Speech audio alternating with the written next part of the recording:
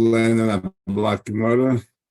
We are up to Zayin Ahmed Aleph Gimel El Sunday. Begins actually the bottom of the page, at the very bottom of the page. So Omar Rava. Rava comes along and says a number of Kiddushin, and then he has a number of Chakiras on this daf. First, he comes along and says the following Chiddush. We just finished learning that Kiyika Isha.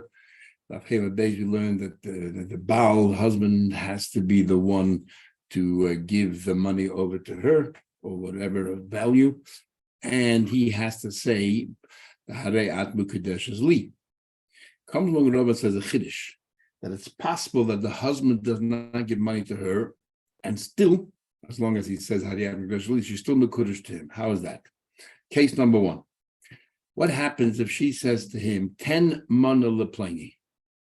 And she says, give money to that person on my behalf, and then I'm happy to get married to you.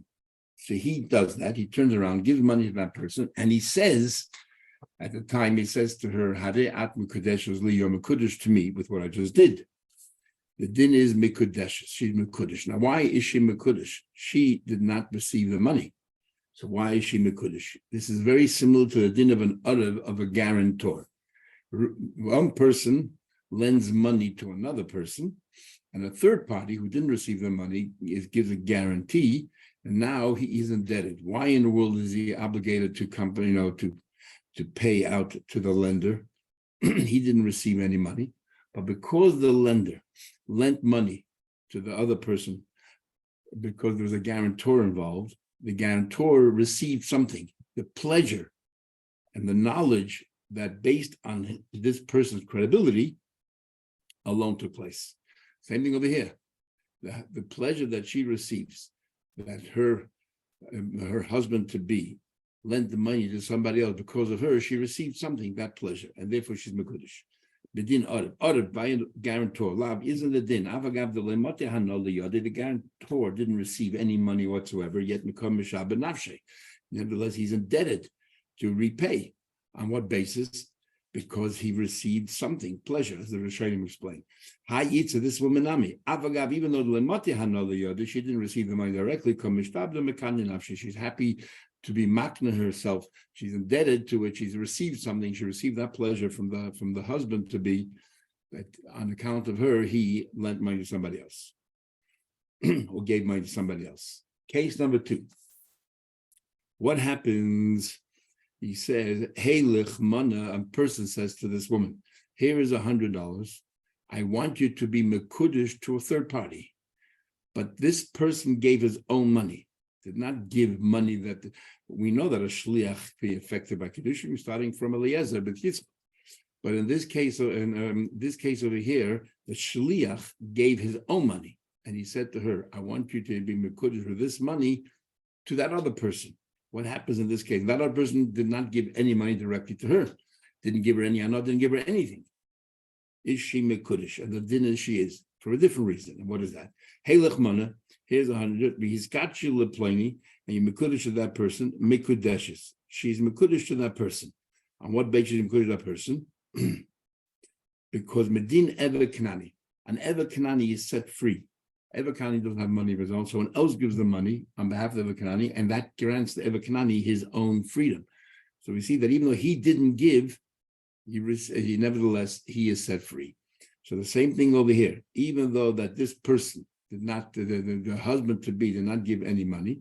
Nevertheless, if someone gave money on account of him, it's good enough. Ebekanani lav even isn't the din, but even though that the Eber did not cost him a penny, yet kokona nafshe, he is set free. So high gavin, this person as well, this chassan-to-be. Avagav the kochas didn't put any money into this relationship. Kokona lela, he's a kindness woman because someone else gave on his behalf.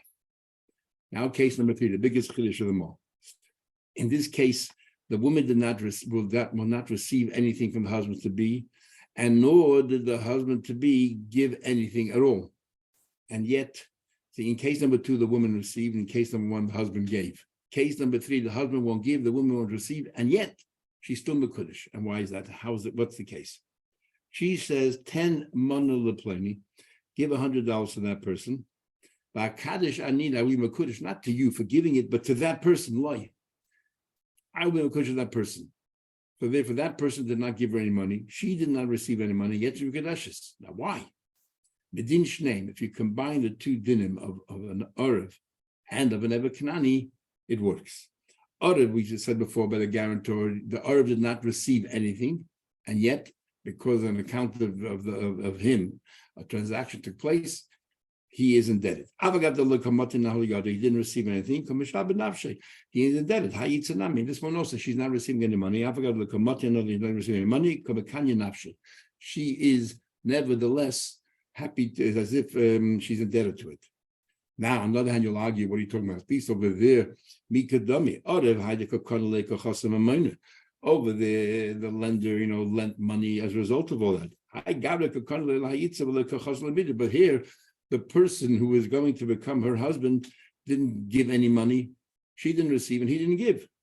If he didn't give, how in the world can he be involved in this transaction? So we say, for that case, let's leave an Eber Kanani. Eber Kanani Yechiach. The Eber Kanani didn't give anything, and yet he's the one who's affected by the transaction. The Loka Chosam Amayna didn't cost him anything. The Kokani Nafshi. And yet he's granted his freedom. I meet Domi Hosakipir, Over here, the woman didn't receive anything at all. At least over there, the lender, the one who's giving up was liberating or emancipating the Ebed, at least received money. Here, she didn't receive anything. They come back to Arav. The Arav didn't receive anything. He's Meshabed. So between the two, she will be Mekudesh. Now, boy, Rava has a question. What happens if Heilech Mana, he says, take the $100, Kaddish Anilach. He says, take the $100 and I'll be Mekudesh to you. I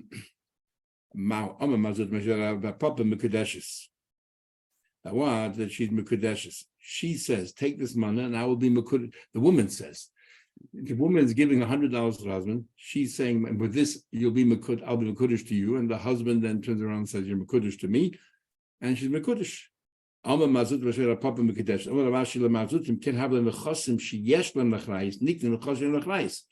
person, the woman who's giving of herself together with the money, is as if she, let's say them, because a person generally is compared to legally like property.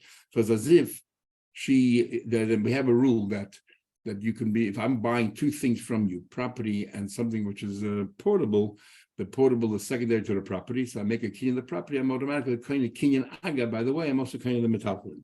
Here I'm giving money, she's giving money, and karka, which is herself. And you're telling me that since the man is creating the money, is creating the woman as well. How does that work? But the rules generally the other way around. Not this way. He explained, no, that's not what's happening here at all. Me sovred the omnele agav. We talking about agav. And here we come an interesting thing. We said before, we already mentioned this a couple of days ago, that the man has to give her money, but there are certain exceptions where the woman can give the money and still it's considered Baal Kiddushin. How? If, for example, this person is a chashuva person, and the bahi hano, the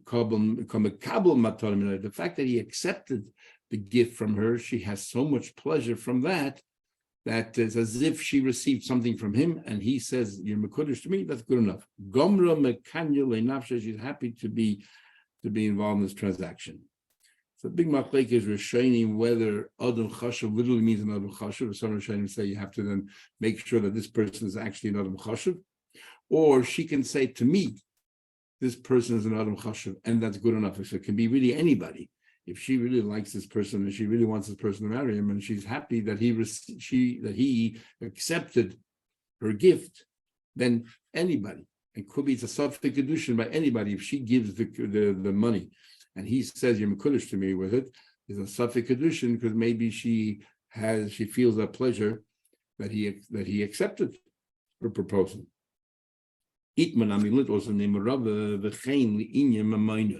The same thing applies to matters of money, let's say buying a property. And Rashi says it's talking about the first three cases of Arav Kanani and then mix the two together. Others say we're talking about case number 4 as well. So why do you need to tell us that it applies to Kiddushin, that applies also to financial, commercial transactions? He said, Tzricha, we need both. Because the Ashmeinan Kiddushin, if you only talk about Kiddushin, she's happy to be involved in a relationship, and she's prepared that even if she didn't actually receive anything, but she gave it, and the pleasure that she has that he received, she's happy enough. She's happy not to remain alone. When it comes to money matters, maybe you have to follow the legalistic approach, and therefore it's not good enough. The buyer has to give money. If you all know the case of money, when it comes to money transaction, on the other hand, the seller can always be meichel and bypass all the laws. But Kiddushin maybe mechila doesn't help. You have to follow the rules. Therefore, you need to tell us in both cases. Omar Rava says, Rava, if a man says to a woman, you're engaged to half of me. Mekudesh, she's mekudesh. But if he says to her, chetziyach mekudesh, half of you is mekudesh to me, Eina Mekudesh, she's not Mekudesh. Amale by the Rabbi, I don't understand. What's the difference? Ma'ishna Chetziyach Mekudesh is li. If he says that he says half, if he says half of the woman Mekudesh to me, the Eina Mekudesh is not valid. And the reason is because the Torah says Isha, an entire person. You can't do part of a person. Amar Achman Lechatzi is not half a woman. No Hachanami Ish, same thing with a man. A full man. How can you say to her, you only Mekudesh half to me? Amar Rava said, you don't understand what he's implying by saying this. Hachi Hashta, what are you comparing? When he says to her that half of you is Mekudesh to me, that means the other half of you is free to marry anybody you want. That's not valid. But if he says to her that you're Mekudesh to half of me, which means the other half of me, I want to marry a second wife, and technically you can marry a second wife. So therefore, it's valid. Hasam itzel beitreila chazi, a woman cannot marry 2 men. Ela gavra mila chazi lebeitre, a man can marry 2 women. That's what he meant with those words. That's what he meant to say. I want you to know up front, because the Gemara says in Yevamos that maybe you have to have permission from your wife if you want to marry a second wife. He's telling her up front, you should know that I plan to marry another wife as well. Amale Mazutra Mazutra son of Mari said Ravina, I don't understand. Let's say he says to her that half of you is Mekudesh, v'nifshalei kedushay bekulei. Why don't we say, let's say you tell me, if I say half of you Mekudesh, you tell me it's not a valid Kiddushin, but why not? As soon as he says that you're Mekudesh, then like by Hegdish, if you say a half an animal should be Hegdish, the entire animal becomes Hegdish, because the Hegdish then spreads throughout the animal. So say the same thing here. If he says to the woman, half of you is Mekudesh to me, then automatically the entire woman should be Mekudesh to him, just like by a carbon. Says the Gemara. The nifshul like Kiddushin Bekula, why don't the Kiddushin spread throughout? Mila Tanya didn't be learned. If somebody makes Hegdish Ha'ima, Ragla, Shozu, Oila, take Kula Oila, this leg should be Oila, the entire animal becomes an Oila. Not feel the man dominate Kula Oila, even though when it says that, if you only say the leg of an animal should be a Kodesh, only that leg is Kodesh. That only applies if, let's say, a leg. But if he's makdish something that is critical for the animal's survival, then havikula, the entire animal becomes an oila. So why don't we say the same thing when it comes to a woman? The Rishonim, Rashi says because he used the word hegdish, so therefore we're comparing it to the two. I want that hegdish is from the word Kiddushin. Taisus adds a bit more. Taisus says that it depends, very interesting Taisus and the Achronim, therefore, the Kavit Shurim and others, a little bit of plain sure, they understand as follows. It depends if you say Hareat Mekudeshesli or if you say Hareat Mu'uresesli. And that is, in every relationship, there's the Isser part, that, also to marry anybody else while you're married to you. And then there's the legal side, all the obligations that go between the two, which is the kinyan. The question is, which is the cause and which is the effect? Is the Kiddushin the kinyan, and the effect is that now there's an Isser to be married to anybody else, or the other way around? The Kiddushin creates that Isser, and the consequence is all the legal obligations, the kinyan. If you use the word mikudeshes, then since it's a word of hegdish, like Taisa said, the base on the base, and therefore that's the trigger for the Isser, and the consequence is the Kinyan. If you use any other expression, muresesli or any other expression, then we say, like we had before in the Gemara, different expressions you can use, then we say those are all expressions of Kinyan, and the Isser is a consequence. And therefore, because you said Mikudeshes is like Hegdish, and we're talking about Isser. Another question that the Achronim ask is, over there, the leg taka becomes Kodesh, and then the question is, it should spread throughout the rest of the animal not. Here, if you're saying by a woman that you cannot marry half a woman, you cannot get engaged half a woman, then nothing happened. So what's going to spread? So the idea is that maybe what should spread is, we're saying that since the Hegdish cannot be chal on half, then when I said half Yushim Kudish, it should spread, the word should spread throughout her entire person, and then it should be chal on her. And there's a question when we say that you cannot be Mekadosh half a woman. Is the problem in the process, or is the problem in the end game? Is the problem in the result? You can't have only half a woman Kudish to you and the other half permitted to others, or is the problem the actual method? That a Kiddushin has to be the entire Kiddushin. You can't hold back part of the Kiddushin. And we'll see later some of the ramifications. Anyway, the Gemara says, no, it's different than a normal Hegdish. It's only comparable to the following. If you have a behemoth of two partners, two partners had a behemoth. Skip the line. Me dummy. Horse and behemoth, there's only one behemoth, so therefore part of it becomes Kodesh, the entire animal becomes Kodesh. Here there's another person, she.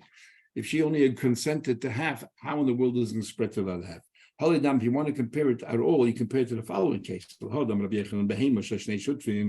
behemoth of two partners, you made half of it Hegdish, and then you bought out from your partner the other half, Hegdesha, Kedusha, the entire animal becomes Kodesh. The Eina Kreva, but you cannot bring it up to on the Mizbech, because since at the time when you made half of it Hegdish, it wasn't suitable for Mizbech. Once it's been rejected from Mizbech, it's been rejected. You can't bring it up anymore. And the Oisa Tamura, if you want to swap it for another animal to be Kodesh as well, it becomes Kodesh, but it becomes exactly like this one. It's exactly the same thing. You cannot bring it on the Mizbech, and therefore you have to sell it, and half the money becomes Kodesh, and half doesn't. So the Gemara Shmamna class, in fact, from here you learn out 3 dinim. Shmamna, you learn out the Balei Chaim Nitchid, not only like the Mandama that says only after you shech an animal is rejected from the base of Mizbech, it can no longer be used again. But if it's a living animal, you can't. Here we see clearly we're talking about a living animal, and since when you makdish it only half was Kodesh, it's been rejected, cannot be reused again. Shmamna number 2, but sometimes one opinion says there has to be nida, the nitcha, that the animal was suitable, and then it got rejected, then we say it can never come back again. But if from the beginning it was rejected, it's like it was never rejected, just it wasn't suitable, and therefore it can come back. Here we see clearly the animal before you shechted it was been rejected, and we're saying it's too late.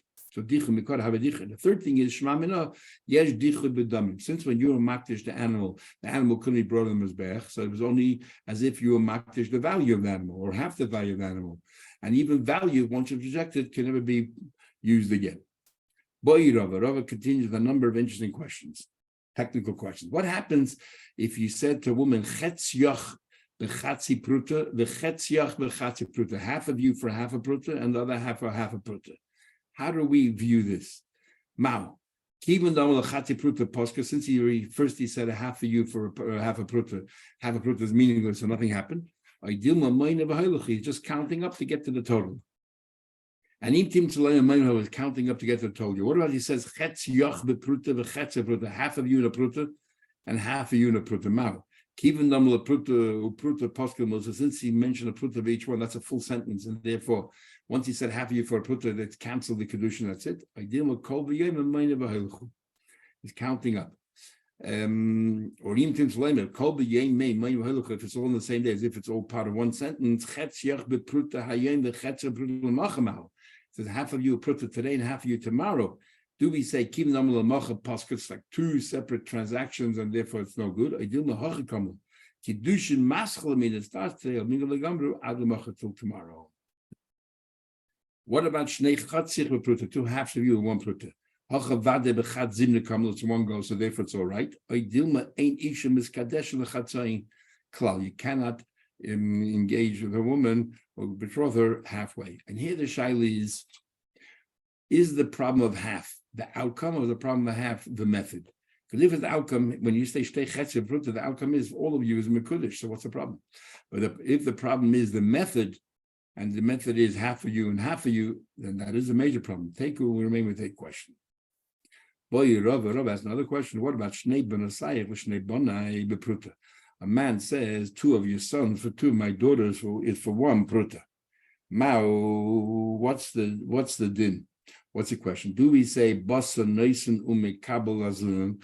Do we say we look at the person giving and the person giving, and the person gave, who's doing it on behalf of the sons, gave a prut, he's one person, and the person receiving is another person. Ideal of basa to do is then we look at the people involved in the transaction. Each one is getting half a pruta. Well, luckily you don't have it. But what exactly is the question? Of course, you need 2 prutas. So the question is, the way Taisa explains it, we're talking about young girls. So because we're talking about young girls, the money actually ends up with the father. If the money had to end up with the girls themselves, I'm talking about each one's only getting a half a pruta. And if each one's made a shliach, then why would you think that they only get a half pruta is valid? Of course not. We're talking about the ktanis, and the money ends up with the father. So it's 1 father. And the question is, and the main question here is around the receiver. Do we say that the receiver received the pruta and that's good enough, or not? Or the fact is that he's representing the daughters, and therefore each one needs their own what do you call it? Their own pruta. And we see from it, the main thing is the mekabel, but because if we go after the noisen, of course you need 2 prutas. And why is that? Yeah. So from here we see the main thing is the mekabel, and because it's the father. The noisen definitely needs 2 prutas. Because there's an interesting question the Mishnah Melech has in the Rambam. What happens if the woman is very, very sick? And she's a choyle sheyesh bo sakana. So she's allowed to eat treif. And whatever, something which is, for example, asabana has no value. And you gave it to her as for Kiddushin. So you gave her nothing because you're not allowed to eat from this. Let's say it's basa b'chalav, meat and dairy mixed together. So you gave her nothing of value because for you it's asabana. But because she's sick, for her it has value. So do we look at it and the Naisen gave nothing and the Makabel received something? What happens then? Is it a Kiddushin or is it not Kiddushin? Which is very similar to here. Because the Naisen here, the Gemara's main question here is about the Makabel. Did she receive 2, you have to receive 2 pruts or not? Or is it Basa Naisen? How's it work? Anyway, the Gemara continues. And Teku remains the question as well. What happens if he says bitcha uparascha b'pruta? He says your daughter, he gives a pruta. This is a pruta for your daughter and for your cow. I also want to buy your cow for you. How do we understand his wording? Me, I'm reading bitcha b'chatza pruta uparascha. He's giving a half of each one, which obviously meaningless. I deal with bitcha b'pruta. Of course, the pruta is for your daughter, but a parascha m'shicha. I'm acquiring your cow, but not with this money. I'm going to do a separate kinyan of dragging it into my rishus teku. The question what the words actually mean. Doesn't matter we ask him afterward what he meant. The question is the time, what do the words mean? Abashi has a question. Similar question. He said your daughter and the property. Each one wants to have a pruta. I deal with take it, because we said before that a person is compared to karka, so maybe it makes more sense when he said bitcha b'karkoi, he put them together because a daughter and then a cow, 2 separate transactions altogether, and maybe we shouldn't mix the 2 together. But here, because a person is compared to karka, maybe he's putting them in one sentence, a half a pruta for each one. Or do we say no? He just put them together, but each one has their own sort of transaction. And by karka, he's planning to do a chazaka to mend the fences or something else. Teku. There was a person, the active Bishuroi, he gave something very nice silk to his wife. You don't have to assess it to see what its value is before the Kiddushin. Rabbi Yosef says, no, you need to assess it to get to know the value. Shuma, its value. Now, the Gemara explains. Idam, the two versions of how to understand the machlekes. Idam ala b'choldu. If he said, look, whatever it's worth, then so he didn't really fix the value. In fact, he's telling it clearly, let's not fix the value. That I would agree. You don't have to assess it beforehand. As long as it's worth a pruta. Idam lachamshin v'lo shavu chamshin. If he said to her, look, it's worth 50, turned out to be wasn't, then you basically can deceive her. Then halo shavu, it's not valid. Keep pligi the ama chamshin v'shavu chamshin. He said it's worth 50, and it turned out to be worth. It was worth 50. Rabba says, loy tzricha shuma. You don't have to assess it. The shavu chamshin, good enough. And Rabbi says tzricha shuma.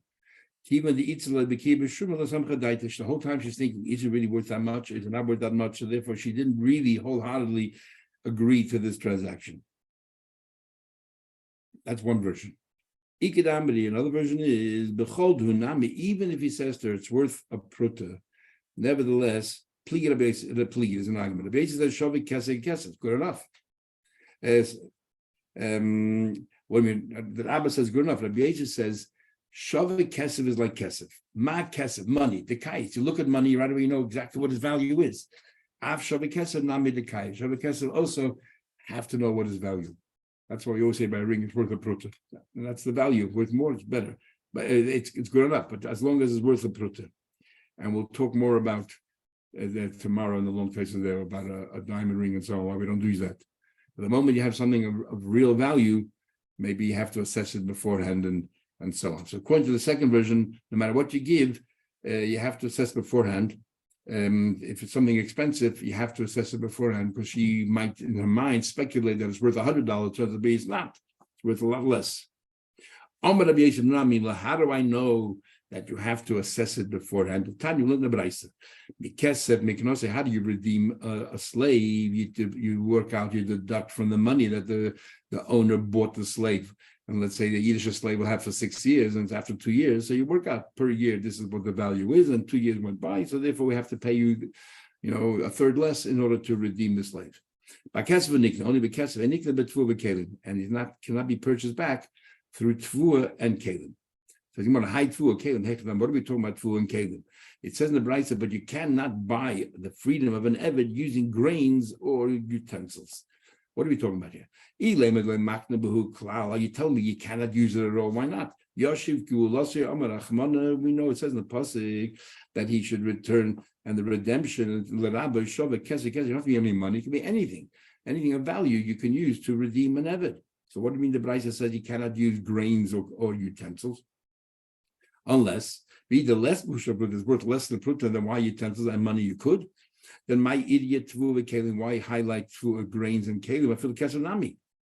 Elalav the izbu shavu pruta. Talking about there's a value of a pruta, and money is all right, but not tvua and kalim. Why not?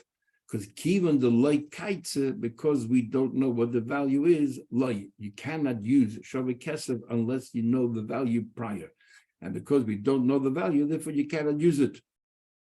So that means you can't use it. You cannot use it as it is unless you work out what the value is.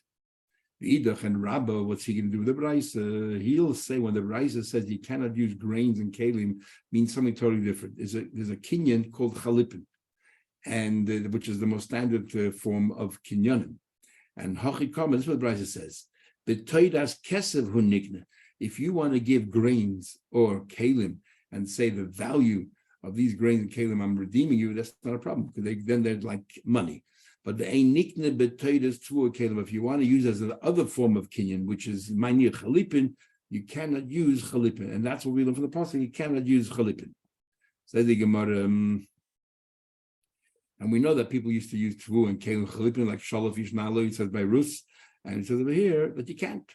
No, Rav Nachman, who says that peiris of the chalipin, that forget about an eved. You can never use peiris for a chalipin, as we're learning in Bab Metzia. You can never use it. So so why do we need a special pasuk here? Mikesav Mikanos, and the Brisa says, and not tvua and kalim. If we're talking about chalipin, you couldn't use it anyway. So he says, you know what, Michael? Remember, we're going to say that when it says here you cannot redeem an eved tvua kalim, It's talking about it does not have the value of a pruta. And so then isn't it obvious? Money less than a pruta, you can't buy the freedom either. There's a chiddush involved when it comes to utensils and grains, and it's as follows. Elohim less pruta. You're going to say, Rabbah says, my area tvua kelim, so why talk about tvua v'kelim, I feel like kesanam, even money. Even money, you cannot use it if it's less than a pruta. You're telling me, according to Rabbah, if once it's more than a pruta, you don't have to know the value beforehand. So it's talking about less than a pruta. So why do you have to tell me that you cannot use tvua kelim? Even money, you cannot use less than a pruta. So you must say, of course you cannot use money less than a pruta. There's a chiddush, like grains and utensils you shouldn't use. Even if it has a pruta goody, loy. But when it comes to grains and kelim, I would think because it's so readily available, the pleasure. But money, you have to go and buy something. Here, I just go and eat it straight away. Is gomer and makna nafsha? Maybe they're more than happy that the evet should be set free. That no, if it's less than pruta, it is not effective at all. Okay, have a good day. Continue tomorrow, Mitzvah Shem.